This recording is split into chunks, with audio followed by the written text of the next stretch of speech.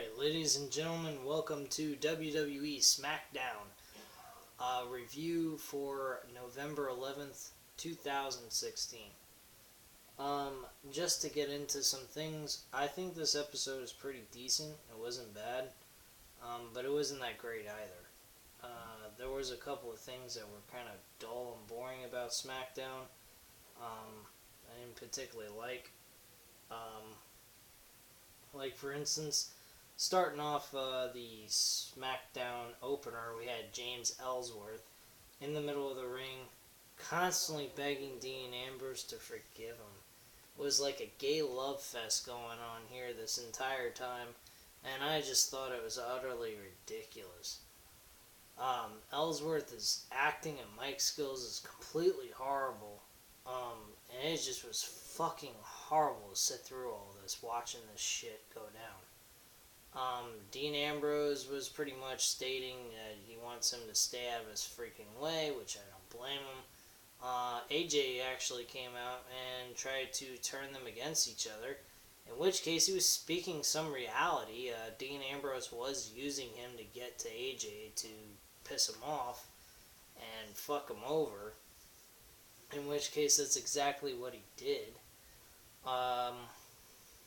So eventually that led into a brawl when Ellsworth was trying to break them up, which I don't understand why the fuck he would do that. He doesn't give a apparently shouldn't be giving a shit about AJ Styles, and all that stuff. So the whole thing was just fucking complete ridiculous segment that made absolutely no fucking sense to me.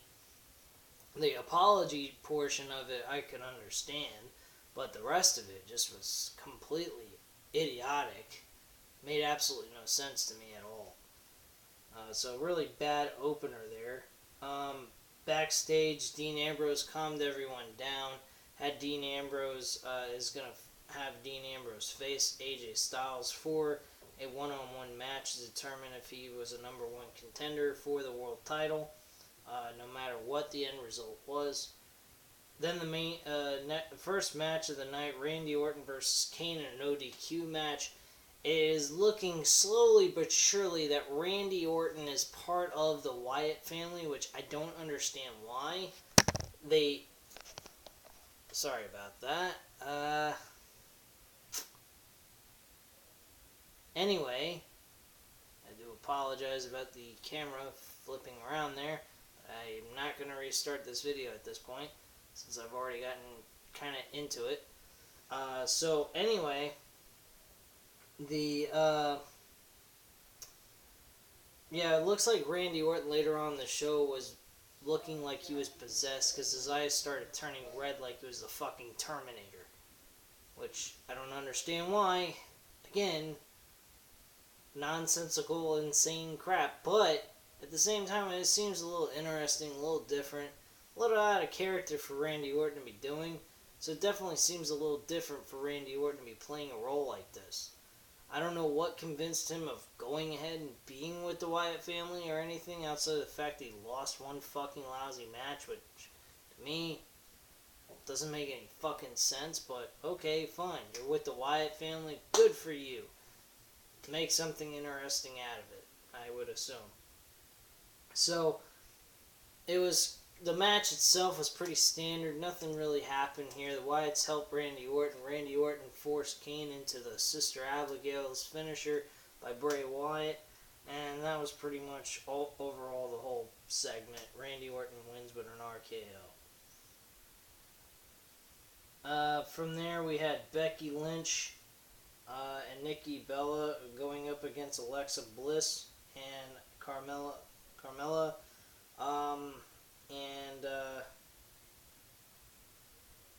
Pretty much, Alexa was able to get the pin to pin Becky with a DDT. So she actually got a win over the champion, which is actually a little bit shocking. I think that was really the overall point of that. And the match wasn't all that bad. It was a decent match overall. So it was okay.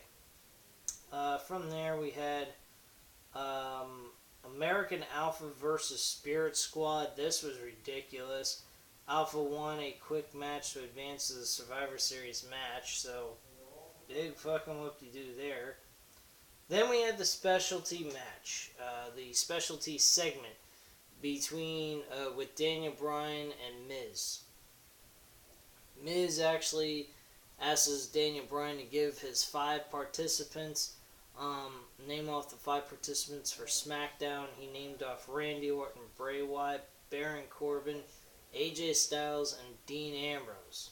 Miz was actually not one of those participants, which led to Miz getting really pissed off and angry. Daniel Bryan finally showed some emotional anger towards Miz's comments. Said, you know what, you can't wrestle for shit, pretty much, and that you had an opportunity to challenge for the Intercontinental Championship, and you refused to do that. Instead, you said you wanted to do things on your own terms. Well, we here at Smackdown do things on our terms.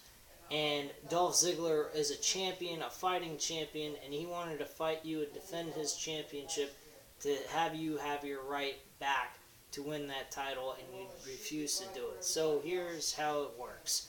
Dolph Ziggler's coming out here to have an open challenge, basically copying off of John Cena's open challenge with the U.S. title. So now they're making Dolph Ziggler do the same thing here tonight. And he faced that Kurt Hawkins guy and beat him in less than 10 seconds with a super kick and a 1-2-3. From there, Dolph Ziggler went on to mention about Miz's statement about not facing him but on his own terms. So he announced that at Survivor Series, he will have an open challenge to any WWE Raw superstar for his Intercontinental Championship. This is a very good matchup to set up for Dolph Ziggler to have, since he is not booked in the Survivor Series traditional match.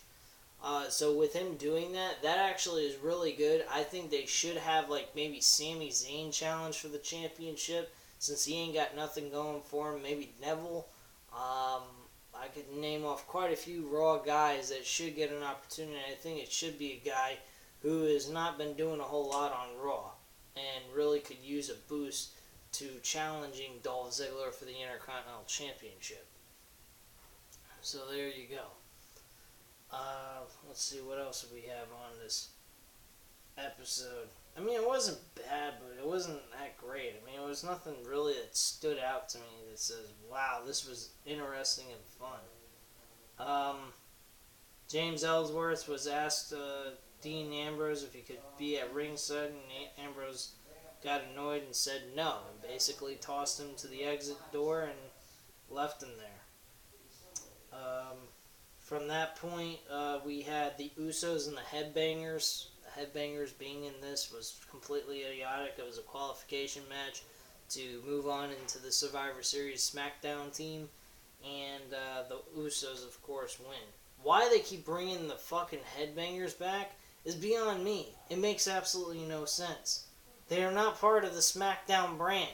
They have not done anything else except compete for qualifications for tag team titles for SmackDown, and then they also competed for qualifying. They've been in qualifiers and losing in the first round. Who cares? They just lose. So why bother having them there? Not to mention nobody gives a shit about them. Nor do I. Get the fuck off my television. I don't want to see that shit. It's garbage. From there we had AJ Styles and Dean Ambrose in a rematch. That was the main event. Too many damn commercial breaks. Hard to stay focused on this match when you got so many damn commercial breaks. Why can't you just have a shitload of commercial breaks in the middle of shit matches that nobody gives a fuck about, and then go ahead and have a full-on, all the way through match with no commercials? At least then your main event's more entertaining and worth watching. With all these commercials, it just makes it hard to want to even sit through all this through this whole entire 30-minute match, seeing all this shit. But at the end of the day, James Ellsworth fought his way back into the building, distracted AJ Styles, got him so pissed off he shoved AJ Styles into the announcer's table and over it. Dean Ambrose almost got screwed though initially when he came down to the ringside, and then all of a sudden AJ was trying to hit the phenomenal forearm, and he ends up getting countered with dirty deeds and gets the 1-2-3 for Dean Ambrose to pick up the victory. So that's the overall insight to SmackDown's episode.